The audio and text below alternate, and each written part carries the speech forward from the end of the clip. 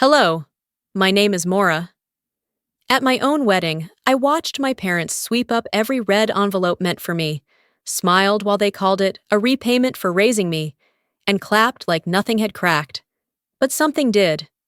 They erased me from the slideshow, swapped my name on the gifts, cut my voice from the video, and whispered to guests that I'd only married to escape debt. But what if that wasn't the worst part? What if the real betrayal wasn't loud, but careful?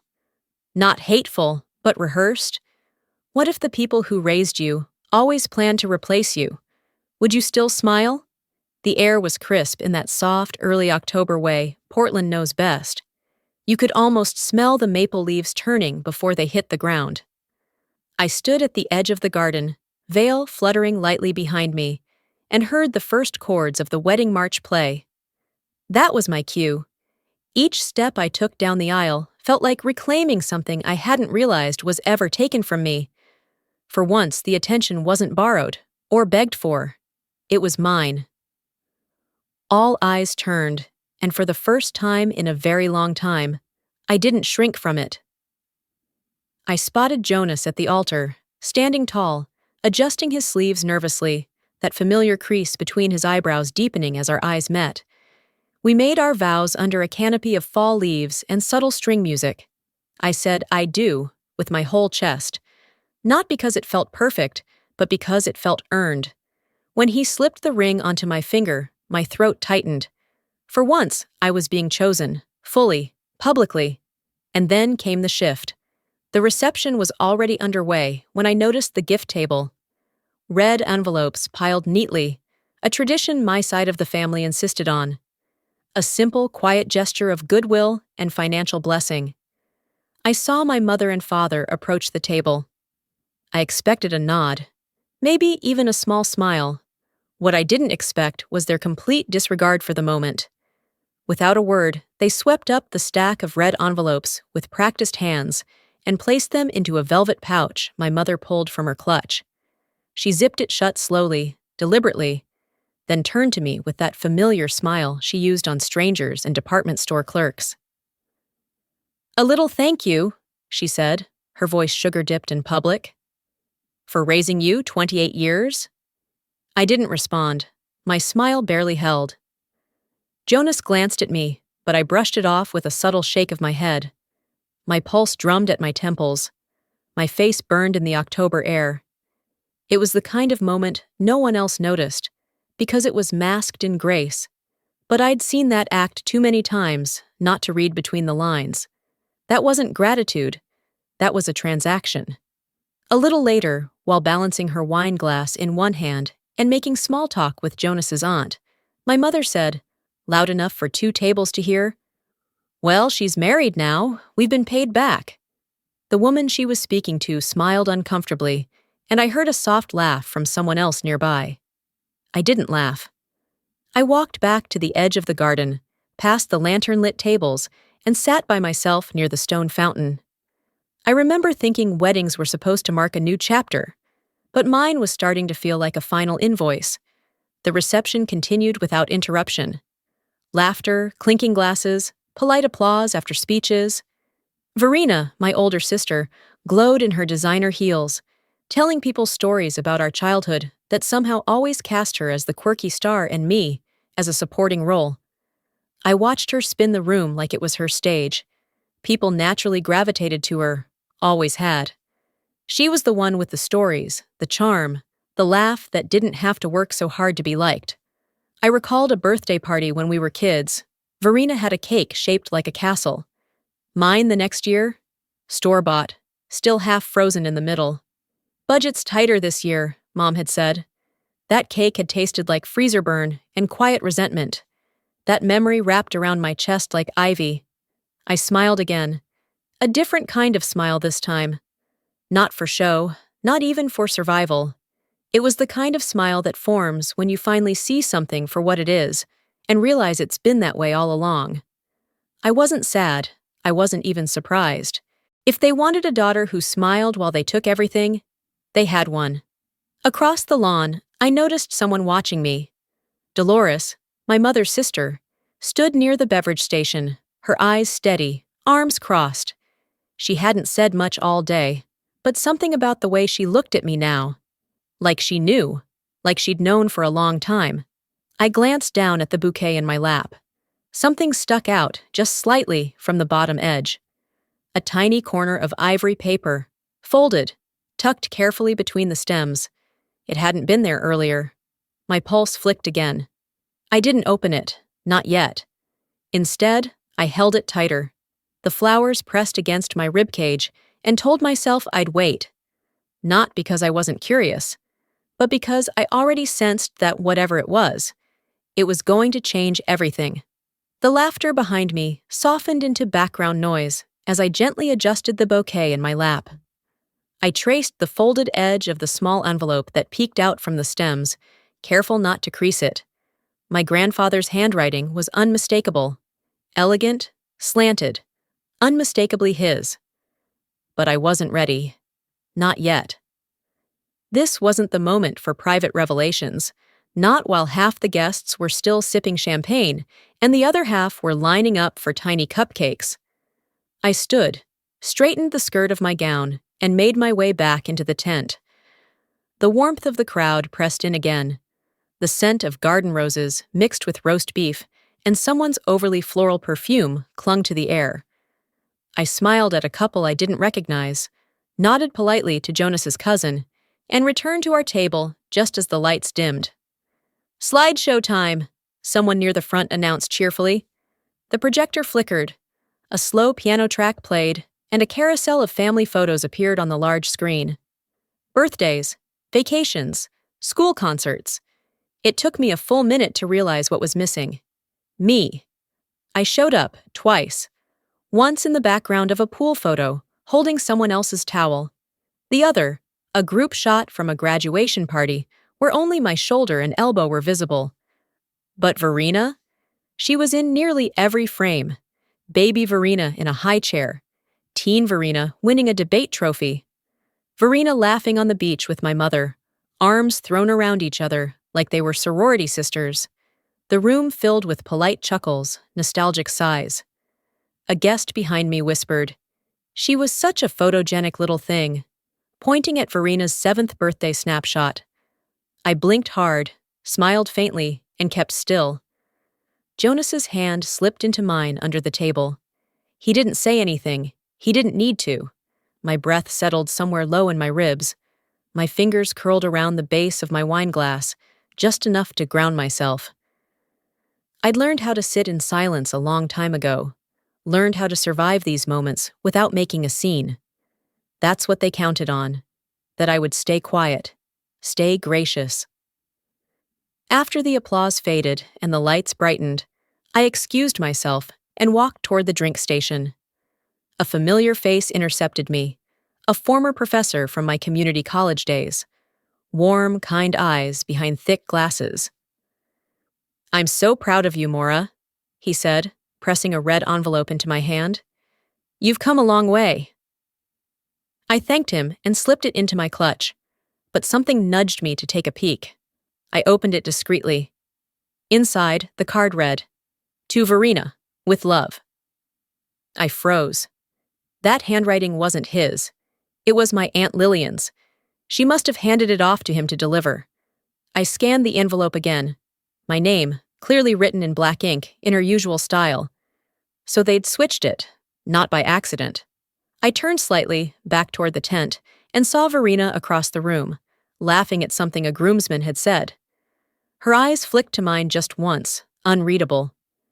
I held the envelope flat, took a photo of the card and its contents with my phone, then quietly tucked it away. Noted. I began connecting the pieces, slowly, precisely, like fitting glass shards back into the outline of something broken. The slideshow, the envelopes, the comment my mother had made earlier about being paid back. None of it stood alone.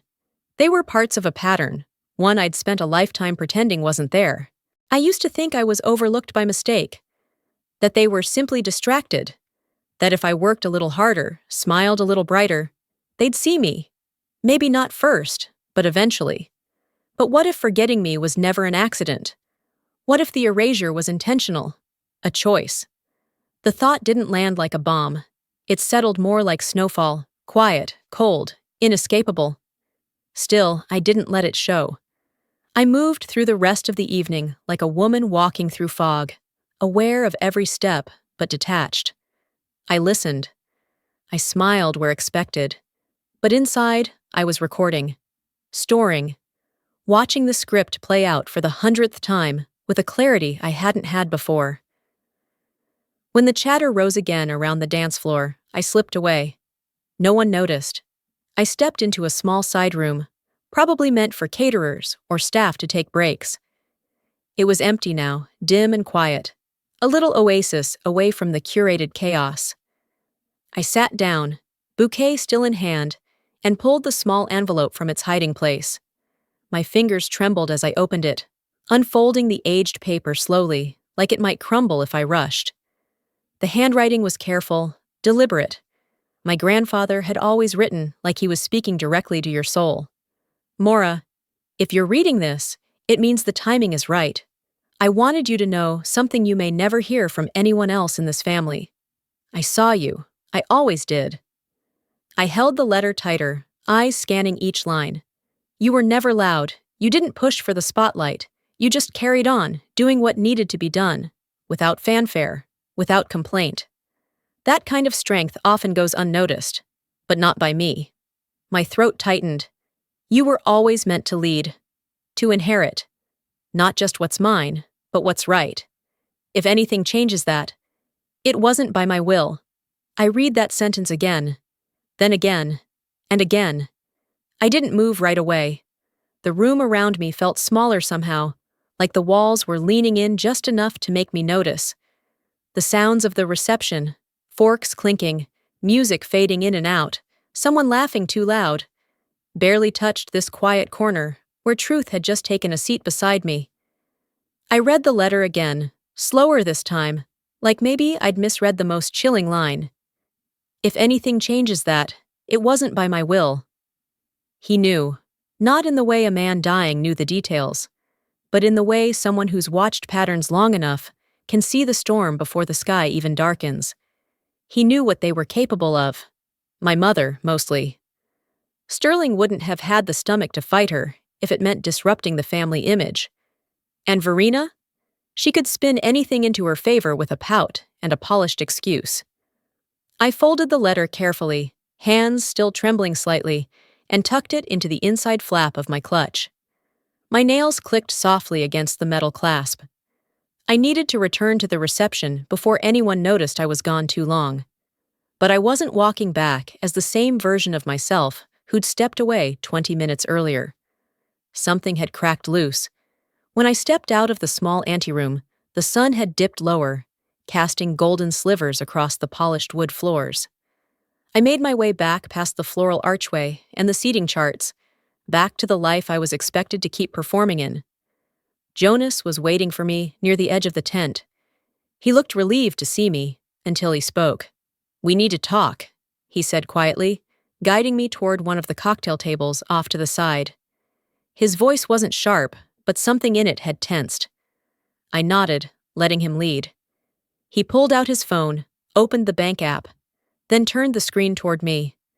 The wedding account, our joint account, set up specifically for gifts and wedding expenses, was nearly empty. "Only 1943 left," he said, blinking like maybe the number would change if he stared long enough. "That's not right," I whispered. "There should be thousands in there. From the registry, from the cash gifts." I checked with the bank. The last withdrawal was yesterday. Transferred to a private account, in your mom's name. I didn't respond immediately. My mind went back to a week ago, standing in our kitchen, her voice breezy as she said, "Oh, sweetheart, just make me a co-signer. It'll be easier for managing the florist payments. You'll have so much going on." I had agreed. Like a fool. Like a daughter who still wanted to believe her mother didn't see her as a pawn. I started, then stopped myself. "I know," Jonas said, softer now. "I thought so too." He wasn't blaming me. I could see it in his eyes. But I also saw something else, hurt. Not just about the money, but the realization that his in-laws had treated his wedding like a payout. "I need a moment," I told him. He nodded, stepping back, giving me space. I walked slowly toward the dance floor, though no one was dancing yet. My heels clicked lightly on the wooden planks. In the distance, I could hear my mother laughing, light and lilting, the kind of laugh she used when she wanted to prove nothing was wrong. I stopped near the edge of the tent and looked out toward the setting sun. And then I saw them, Sterling and Corliss, standing beside the gift table again, this time talking to Verena. My mother handed her a red envelope, the kind that should have been in the pouch she'd collected earlier. Verena slipped it into her purse with a casualness that stung like insult atop injury. Of course. Of course it wasn't just about reclaiming what they thought they were owed. It was about redistributing what they believed I didn't deserve. Verena didn't need the money, but she did crave attention, validation, and if taking it from me gave her both, then so be it. My grandfather's letter burned in my clutch. I hadn't cried yet. I wouldn't. Not here. Not in a space where my tears would be seen as weakness, or worse, as confirmation that I was, once again, too sensitive. Instead, I inhaled. Slowly. Fully.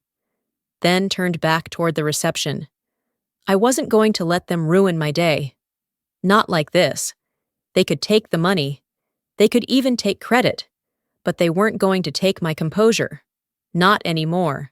I smoothed the front of my dress, checked the clasp of my clutch, and started walking, past the tables, past the music, back into the center of the tent, where smiles still passed from guest to guest like currency. I didn't belong in the shadows, not anymore. "Maura!" Jonas's voice reached me as I approached. "What now?" I gave him a look that I hadn't worn in years, one that came from a place far deeper than polite defiance. "Now?" I said. "Now we handle this our way." Jonas's face said more than his words ever could. His jaw was tight, eyes steady, and he held his phone the way someone holds a document too delicate to tear, but too dangerous to keep. I followed him to a quiet corner of the garden, not far from where the caterers were lighting citronella torches.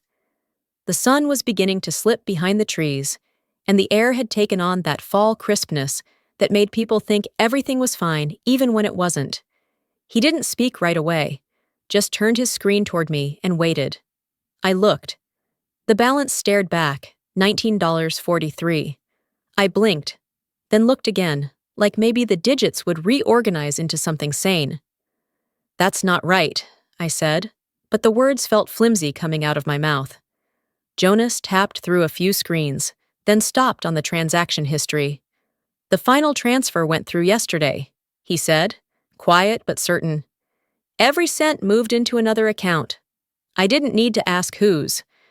I already knew.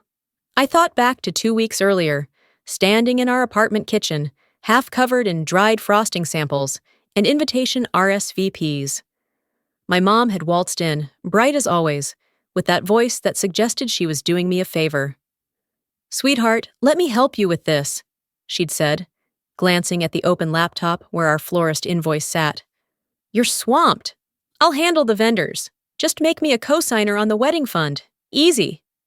I remember hesitating, just for a second. She caught it. "Oh, please," she'd said with that rehearsed little laugh. "It's just logistics. You're marrying a great guy. You've got enough to worry about." And I, the dutiful daughter, the one who didn't want to seem difficult, had nodded and handed over access. Now, standing in this fading daylight, my stomach sank like it had swallowed a stone. I looked up at Jonas. "I gave her the keys," I whispered. He nodded, watching me carefully. She drove off with the car. There was no blame in his tone, no accusation. But there was sadness. Not just about the money, about the fact that this was how his marriage had begun. A mother-in-law siphoning from her own daughter before the cake had even been sliced. I exhaled slowly, folding my arms over my chest. "They robbed us." Jonas didn't flinch. "No, they robbed you. I just stood here and watched it happen." That stung more than I expected, not because he was wrong, but because he wasn't. And because I'd trained myself so well to tolerate these quiet thefts that I didn't even flinch anymore when they came with a smile. I looked past him toward the tent. People were beginning to gather near the dance floor. The string lights twinkled in soft loops overhead, casting everyone in a kind of warm nostalgia that didn't belong to me. "I'm not crying about this," I said firmly, more to myself than him. "Good," he said, stepping closer. "Because we're not losing, not really. You're still standing." I turned toward him. His voice didn't waver, his hands were steady, that mattered. "Whatever you decide next," Jonas said. "I'm behind you, all the way." I nodded once, tucked my hair behind my ear. This stopped being about money the second she decided I didn't deserve any of it. This is about something else now. He didn't ask what. He didn't need to. The answer sat thick between us. Dignity. We stood there another minute before we heard a tap on the microphone near the DJ booth. A man's voice, confident, practiced, came over the speaker. "And now," he said, "a few words from the father of the bride." My head turned instinctively. Sterling. I saw him walking up, drink in hand, patting a few backs along the way. My mother beamed beside him. Verena stood near the center table, adjusting her bracelet. Jonas leaned in. "You okay?" "I'm curious," I said, voice even. "Let's see what he remembers to say." I moved slowly toward the edge of the crowd. The murmur of conversation faded. I found an open spot near one of the tent poles and folded my hands in front of me. This was the moment. If I had ever mattered enough to be named, to be acknowledged, this would be it. But if not, well, that would say everything. He took the microphone with the practiced ease of a man who'd made speeches before. At retirement dinners, fundraisers, Rotary events. Sterling Dunham knew how to command a room. That was never the issue. The issue was who he chose to acknowledge once he had the stage. Guests quieted with the hush that only comes after full plates and half-full wine glasses. He cleared his throat gently, as though preparing to deliver something profound. I held my breath, despite myself. "It's not every day you get to see your daughter marry the love of her life," he began, voice smooth, eyes scanning the crowd. "And as a father, you think back to every moment, every scraped knee, every late-night phone call, every milestone." I waited. "We've been blessed with 2 daughters," he continued, smile widening. "And Verena has always been a light in this family. Thoughtful, grounded. She's helped guide us through more than most people know." A smattering of applause followed. My mother beamed. Verena dabbed at the corner of her eye like she was accepting an award. I stayed still, not a twitch, not a blink. Just silence. He never said my name, not once. Not even a vague, sweeping, both of our girls. Just Verena. Her light, her guidance, her role as emotional cornerstone. It was a speech meant to sound loving, but to me, it landed like a verdict. I wasn't even a footnote at my own wedding. Jonas reached for my hand under the table. I didn't take it right away. My eyes were locked on Sterling, watching him toast to the people who mattered, none of whom included the woman in the white dress. After the speech ended and a round of glasses clinked followed, I stood slowly and excused myself. I needed air, real air, not the kind recycled under a canvas tent stuffed with polished smiles and practiced laughs. I wasn't even halfway to the edge of the crowd when I heard Corliss's voice cut through like a velvet blade. "She looks lovely in Verena's dress, doesn't she?" The sentence wasn't loud, but it didn't have to be. It was perfectly calibrated, just enough for the woman beside her to hear, and enough for me to pretend I hadn't. I stopped, turned slightly, and looked at them both. The woman smiled awkwardly, glancing between us. Corliss sipped from her flute, unbothered. I smiled too. "Actually," I said calmly, "this gown was custom-made. Verena wouldn't have fit in it." It wasn't cruel, it wasn't loud, but it was the first time in a long while I didn't let her rewrite the moment. Her expression didn't shift, but her wine glass stilled for just a second too long. I turned before she could respond and continued walking toward the garden path. Outside, the sky had darkened to a bruised shade of purple, the kind that promised a chill even before the wind picked up. I walked toward a row of lanterns placed near the path to the parking lot and stood just far enough from the tent to not hear the music, but still feel its hum. Jonas followed, his steps even but unhurried. He didn't speak right away, just stood beside me, close enough for comfort but far enough to give space. "They raised me," I said finally, voice quiet but not frail. "Not to love, to endure." He didn't argue, just nodded, because he understood the weight of that distinction. I reached into my clutch and pulled out my phone. I'd forgotten about the email that buzzed earlier during dinner.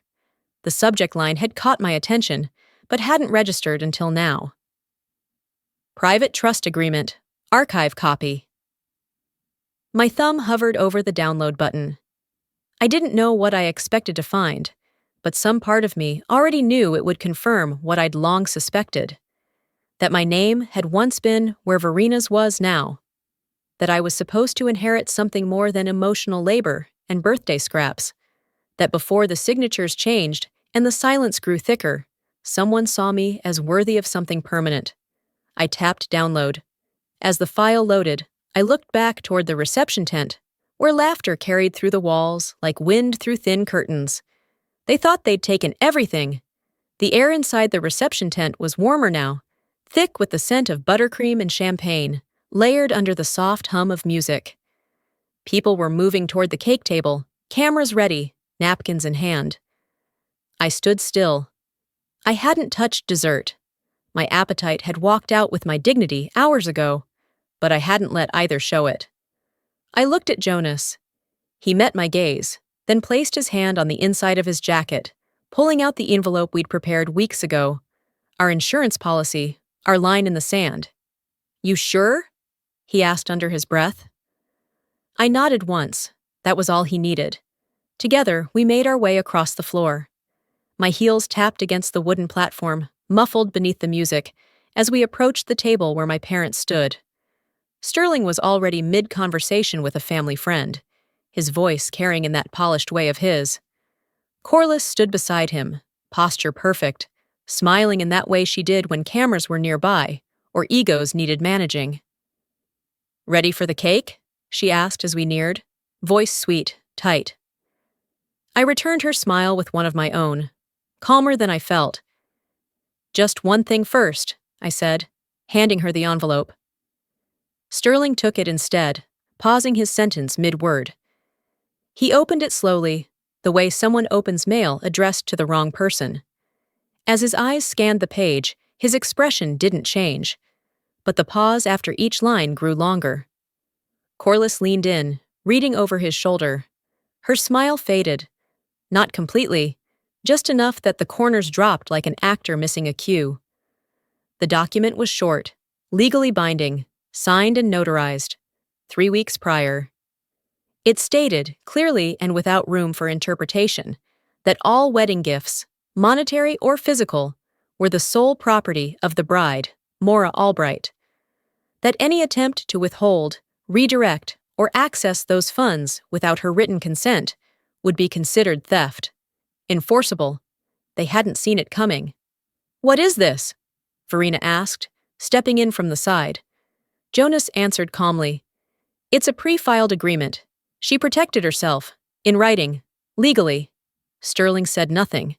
Corliss opened her mouth, but no words came. A guest nearby had overheard and began whispering to someone else. The ripple was immediate, soft, curious murmurs threading their way through the crowd like slow-moving static. I didn't wait for their reaction. I didn't need it. I turned and walked away, steady, chin lifted, not out of anger, not to make a scene, but because the one thing they had never prepared for was me leaving with my head held high.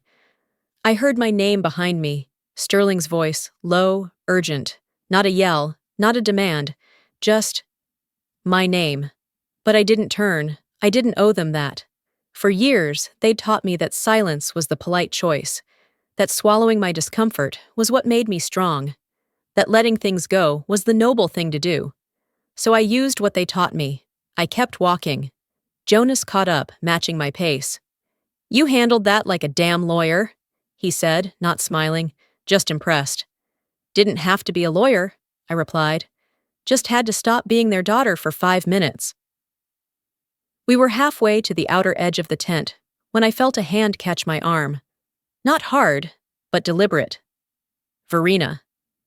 "You're embarrassing yourself," she hissed, her lips barely moving. "You want to blow everything up on your wedding night? Fine, but don't drag us into it."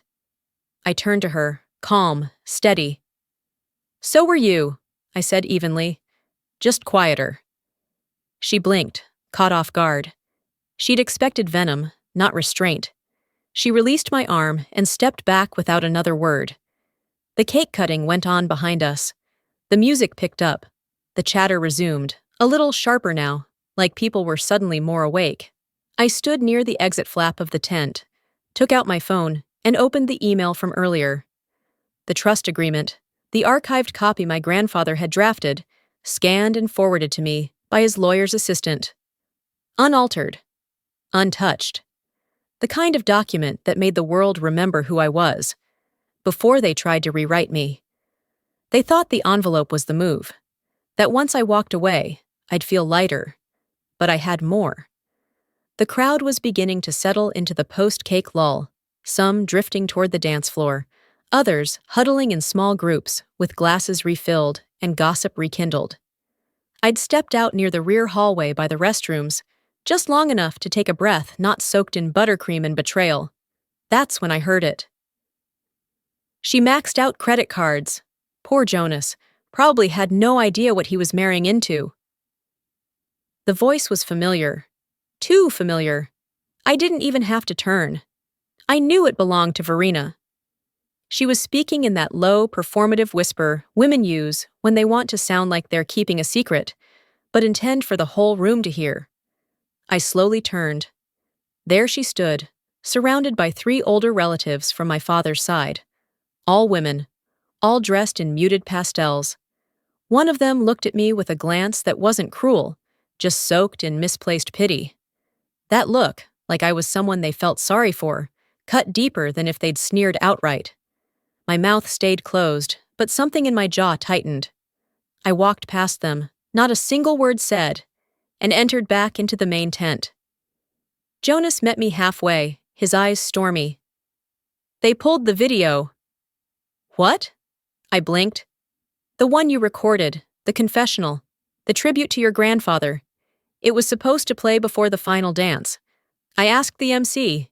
He said your family told him to cut it, said it was not appropriate for the tone of the evening." I clenched my teeth so hard I felt it in my temples. That video was the only thing I'd ask to include. Not a slideshow, not a bouquet toss, just a 3-minute clip. My truth, framed in my own words, paired with the soft voice of a man who'd believed in me when no one else did. Of course they pulled it, because if there's one thing my mother can't stand, it's a narrative she doesn't control. "I'm done," I said quietly. Jonas didn't ask what that meant. He knew. I found them backstage, near the curtain divider, where extra glassware and supplies were stacked. Corliss was fixing her lipstick in a compact mirror. Verena was mid-text. They didn't see me at first. "Why would you pull my video?" I asked plainly. No emotion in my tone, just steel. Corliss clicked her mirror shut slowly, turning toward me, with an expression she probably thought looked maternal. "Sweetheart, it was just too heavy. This is a celebration. We didn't want to bring the mood down," Verena added, without lifting her eyes from her phone. "You always make things about yourself." I didn't raise my voice. "I stopped letting you write my story. That's not the same thing." Corliss frowned. "Maura, this doesn't have to become ugly." "Already is," I said. "You just dressed it in lace and florals." Verena stepped closer. "You need to stop, before this becomes something you can't take back." I met her gaze head-on. "You erased me for years, quietly, subtly, like I was some typo you could backspace without anyone noticing.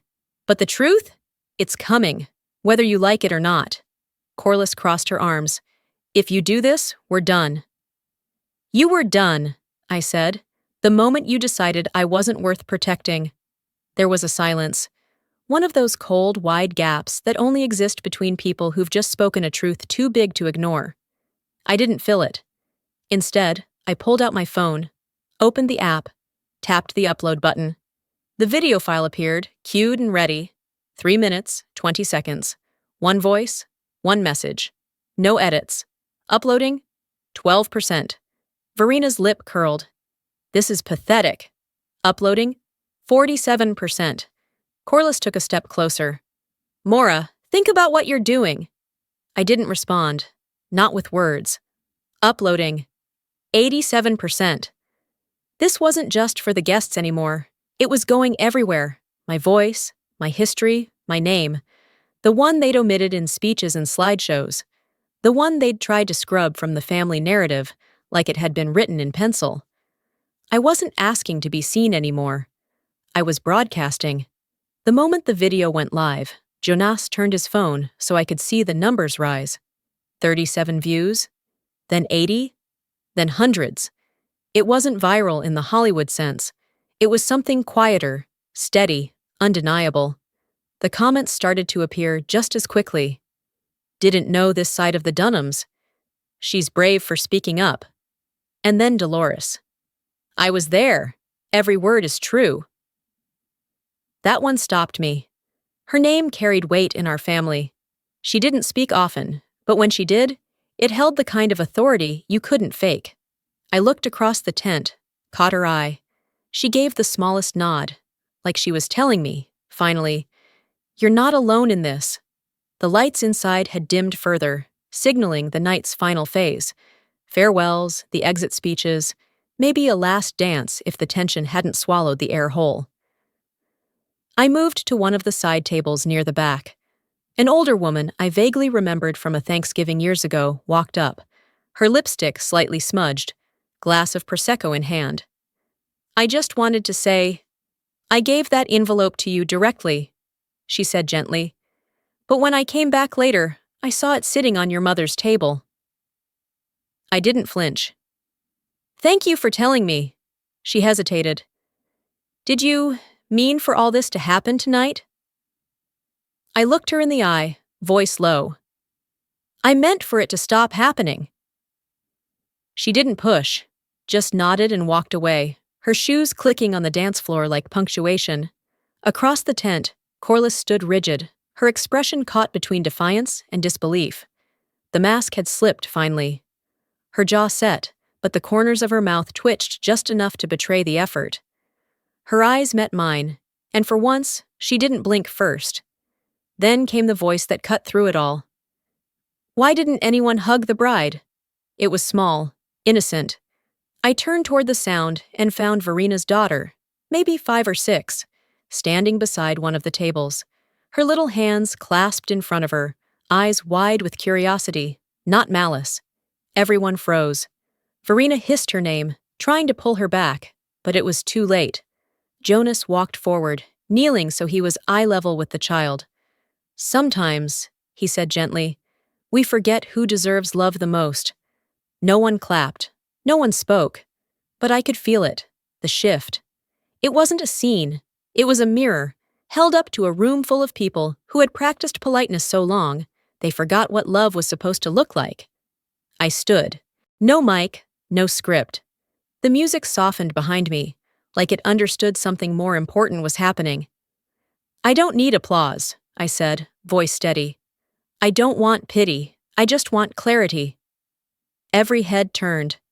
To those who show love when it's convenient, when it looks good on paper or plays well in photos, this is your curtain call. Somewhere in the back, a fork clinked against a plate. To those who mistake control for care, I decline the offer. I paused. Let it sink in. I won't chase names in speeches or my place in family photos. I've earned my name. I've earned my place. I nodded toward a few guests. Dolores, the aunt who had spoken up, even a cousin who'd always been kind but quiet. Thank you. To the ones who saw me even when it wasn't fashionable. A beat. Everything else? I shrugged. My legal team will be in touch. That's the last I'll say on it. Jonas joined me at the edge of the tent. We didn't wait for dessert or another speech. I picked up my bouquet from where I'd left it hours ago. It had lost some of its shape, but not its meaning. Together, we walked toward the exit. No goodbyes. No dramatics. As I reached the flap of the tent, I heard my father's voice. Maura! Just my name. No plea, no explanation. But even that carried weight. I didn't turn around. I kept walking. And with every step, I felt lighter. Not because I'd let something go, but because I'd taken something back. 2 weeks later, the apartment smelled like rosemary and lemon. Not from a fancy recipe, just the soap I'd used to wipe down the counters that morning. Jonas was in the other room, fixing something with a hinge that had started to squeak. The quiet wasn't awkward, it was earned. Outside, the world had kept spinning. The video stayed up. So did the fallout. Verena had lost 2 major sponsorships. One of them issued a bland PR statement about brand values. The other just vanished her from their feed overnight. Corliss released a public letter of clarification, carefully worded to avoid the word apology. She talked about misunderstandings, generational differences, and complex family dynamics. I read none of it. Jonas had shown me the headlines once, just so I'd know. But that was enough. I didn't need their noise filling this space. Instead, I made tea, watered my plants, let the day stretch without deadlines or expectations. The doorbell rang around 5:30. When I opened it, Dolores stood there with a brown leather purse and a look that said she hadn't come to rehash anything. She stepped in, removed her coat, and didn't offer small talk. We sat in the living room, the one with the mismatched throw pillows and half-finished jigsaw puzzle on the coffee table. She pulled a manila envelope from her bag and placed it on the cushion between us. I found this after the service, she said. Been meaning to give it to you before the wedding, but... I waited. I slid the flap open. Inside was a folded set of documents, legal in tone, yellowing slightly at the edges. The original will. My name, Maura Elaine Albright, was clearly printed in the section labeled Primary Beneficiary. No footnotes, no disclaimers, no clauses assigning my portion elsewhere should circumstances change. I looked up. He never changed it willingly, Dolores said softly. You know that, right? I nodded. Words felt unnecessary. Or maybe just insufficient. We didn't speak much after that. She stayed for tea. We sat in comfortable silence, interrupted only by the clink of teaspoons and the wind outside nudging the balcony chair. That night, I tucked the document into a drawer in the hallway cabinet. I didn't scan it, didn't email it to a lawyer. I wasn't interested in courtrooms or retaliation, not because I didn't have the right, but because I'd found something better. I'd chosen peace.